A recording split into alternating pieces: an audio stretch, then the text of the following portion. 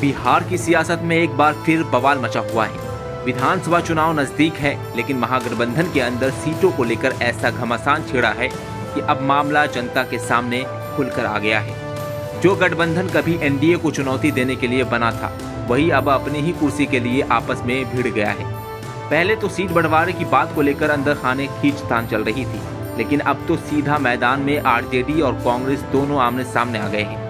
कई सीटें ऐसी हैं जहां दोनों दलों ने एक दूसरे के खिलाफ अपने अपने उम्मीदवार उतार दिए हैं।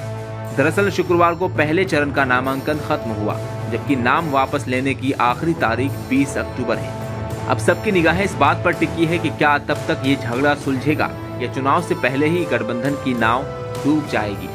महागठबंधन के हालात इतने खराब है कि अब तक ये साफ नहीं हो पाया है कि कौन दल कितनी सीटों पर लड़ेगा।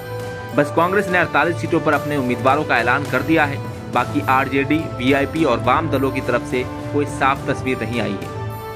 अब बात करते हैं उन सीटों की जहां गठबंधन के ही साथी एक दूसरे के खिलाफ मैदान में हैं। वैशाली जिले के लालगंज सीट पर आरजेडी ने बाहुबली नेता मुन्ना शुक्ला की बेटी शिवानी शुक्ला को टिकट दिया है। वहीं कांग्रेस ने आदित्य कुमार राजा को उतार दिया है। वैशाली की दूसरी सीट से आरजेडी के अजय कुशवाहा और कांग्रेस के संजीव कुमार दोनों ने पर्चा भर दिया है। बछवाड़ा सीट पर सीपीआई के अवधेश राय और कांग्रेस के गरीब दास आमने सामने हैं। इसके अलावा कई ऐसी सीटें हैं जहां पर महागठबंधन के दल आमने सामने हैं। अब जरा सोचिए, गठबंधन के ही दो उम्मीदवार एक ही सीट पर ताल ठोक रहे हैं, तो कार्यकर्ताओं के लिए कितनी बड़ी मुसीबत है।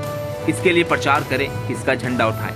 पार्टी के सिपाही भी कंफ्यूज हैं। अब ऐसे खींचतान के बीच ये सवाल पैदा हो रहा है कि क्या चुनाव से पहले महागठबंधन टूट सकता है। अब देखना ये होगा कि 20 अक्टूबर तक कोई समझौता होता है या नहीं, या फिर दोनों अलग अलग रास्ता पकड़ लेते हैं। कुल मिलाकर बिहार की राजनीति में अभी गठबंधन से ज्यादा चर्चा गठबंधन के झगड़े की हो रही है।